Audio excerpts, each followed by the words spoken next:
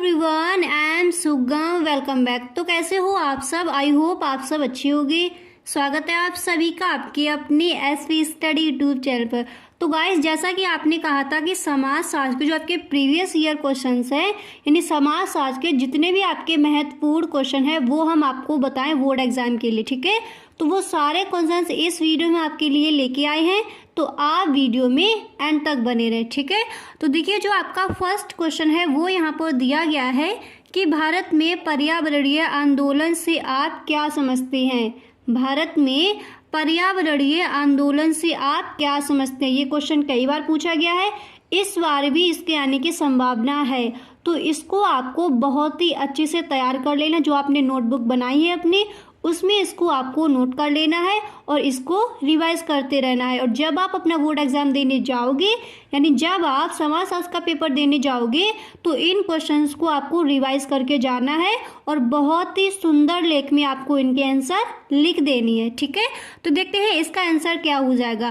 तो पर्यावरण संरक्षण के लिए किए जाने वाले संगठित प्रयासों को पर्यावरणीय आंदोलन के रूप में जाना जाता है, ठीक है। पहले आपको इतना लिखना है, फिर इसके बाद आपको लिखना होगा कि वास्तव में पर्यावरण के संतुलन को बनाए रखने के लिए तथा पारिस्थितिकीय तंत्र को बचाए रखने के लिए जो आंदोलन हो रहे हैं उन्हें ही समाजशास्त्रीय भाषा में पर्यावरणीय आंदोलन या पारिस्थितिकीय आंदोलन के रूप में जाना जाता है, ठीक है।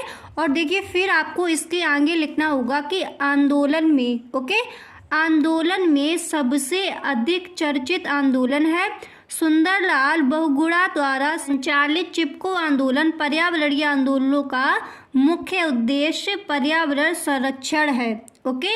और फिर आपको इसमें आगे लिख देना होगा कि तथा इनका लक्ष्य पर्यावरण में संतुलन बनाना तथा पर्यावरण प्रदूषण को नियंत्रित रखना है, ओके। ये किसका आंसर हो जाएगा कि भारत में पर्यावरणीय आंदोलन से आप क्या समझती हैं। तो इसका आंसर ये हो जाएगा। बहुत इंपॉर्टेंट क्वेश्चन है, अच्छे से आपको तैयार कर लेना, ठीक है। फिर देखिए, जो आपका नेक्स्ट क्वेश्चन है ये दिया गया है कि धर्मनिरपेक्षतावाद की संकल्पना स्पष्ट कीजिए तथा इसकी विशेषताएं बताइए, ठीक है। आपको इसको नोट कर लेना, बहुत ही इंपॉर्टेंट क्वेश्चन है ये, ठीक। एकदम से आपको नोट कर लेना इसको, 100% ही आ सकता है इस बार, ओके। तो धर्मनिरपेक्षतावाद की संकल्पना स्पष्ट कीजिए तथा इसकी विशेषताएं बताइए। तो देखिए, इसका आंसर आप इस तरह से लिखोगे। सबसे पहले आपको लिखना होगा कि धर्मनिरपेक्षतावाद का अर्थ लौकिक विचारधारा के महत्व में वृद्धि होना है। धर्मनिरपेक्षवाद में धार्मिक व अन्य पक्ष, ओके, धार्मिक व अन्य पक्ष एक दूसरे से पृथक हो जाते हैं, यानी अलग हो जाते हैं, तथा लोगों के चिंतन में तर्क की प्रधानता हो जाती है। और फिर इसके बाद आपको लिखना होगा कि M N. Srinivas, okay, M N. Srinivas ने इसकी परिभाषा को क्या दिया है कि धर्मनिरपेक्षवाद शब्द से तात्पर्य है कि जो कुछ पहले धार्मिक माना जाता था अब वह वैसा नहीं माना जा रहा है, और उसका तात्पर्य विभेदीकरण, ओके, उसका तात्पर्य विभेदीकरण की एक प्रक्रिया से भी है जो कि समाज के विभिन्न पहलुओं आर्थिक, राजनीतिक, कानूनी और नैतिक के प्रति संबंध में अधिक से अधिक पृथक होने पर दिखाई पड़ती है, ओके। इस तरह से आपको लिखना है। फिर देखिए, यहाँ पर आपकी विशेषताएं भी पूछी गई हैं, तो फिर आपको हेडिंग डालनी होगी निरपेक्षतावाद की प्रमुख विशेषताएं, ओके। और फिर इसमें आपको लिखना होगा, सबसे पहले आपको हेडिंग डालनी होगी धर्म के प्रभाव में कमी। और फिर इसमें आपको लिखना होगा कि भारत विभिन्न प्रकार की धार्मिक मान्यताओं का देश रहा है, ओके। विभिन्न धार्मिक समुदायों ने भारतीय जनता को विभिन्न वर्गों में विभाजित कर दिया था, किंतु धर्मनिरपेक्षवाद की भावना ने समाज में धर्म के प्रभाव को कम किया है। इतना आपको लिख देना है, ओके। फिर आपको देखिए, नेक्स्ट हेडिंग यहाँ पर डालनी होगी कि विभिन्न शास्त्रों का महत्व। आपको नेक्स्ट हेडिंग क्या डालनी है? विभिन्न शास्त्रों का महत्व। और फिर इसमें आपको लिखना होगा कि धर्मनिरपेक्षवाद से पूर्व मनुष्य के जीवन के सभी क्षेत्रों में धर्म का स्थान सर्वोपरि था। और फिर इसके आगे आपको लिखना होगा कि धर्म के नाम पर ही व्यक्ति के आर्थिक एवं राजनीतिक जीवन का अध्ययन किया जाता है। और फिर देखिए इसके बाद आपको नेक्स्ट हेडिंग डालनी होगी कि तर्क एवं विवेक की प्रधानता। ओके, और फिर इसमें आपको लिखना होगा कि अभी तक व्यक्ति धर्म की बातों को आंखें बंद करके मानता था और धर्म की बातों का विरोध करना पाप माना जाता था, किंतु धर्मनिरपेक्षतावाद की भावनाओं से प्रभावित होकर व्यक्ति की बौद्धिक विकासशील में वृद्धि हुई है। ओके, इतना आपको लिख देना है तर्क एवं विवेक की प्रधानता हेडिंग डालकर। समझ आ गया? देखिए गाइस, अगर आप इस तरह से अपनी तैयारी करोगे, यानी जो भी आपके प्रीवियस ईयर क्वेश्चन है, जो भी बैरल मॉडल पेपर हैं और जो भी आपके जो जैसे 2023 का मॉडल पेपर हो गया, 2022 के जो आपके बोर्ड एग्जाम के पेपर है, उनको आप अगर हल करोगे सही ढंग से और आप सही ढंग से अपनी स्टडी करोगे, अपनी पढ़ाई को सही ढंग से अगर आप टाइम दोगे तो 100% इस बार आप 90+ स्कोर कर जाओगे। आपको करना क्या है, पढ़ाई पर अब फोकस करने लगना है। ठीक है, आपका फोकस आपकी पढ़ाई पर होना चाहिए। अब देखिए आपके पास टाइम ज़्यादा नहीं बचा है, तो एकदम डेडिकेटेड के साथ आपको अपनी मेहनत करनी होगी, तभी आप 90+ स्कोर कर सकते हो। और देखिए जो समाजशास्त्र के महत्वपूर्ण क्वेश्चंस की वीडियो मैं 2 अपलोड और कर चुकी हूँ, उसका लिंक आपको डिस्क्रिप्शन बॉक्स में मिल जाएगा, वहाँ से आप देख सकते हो।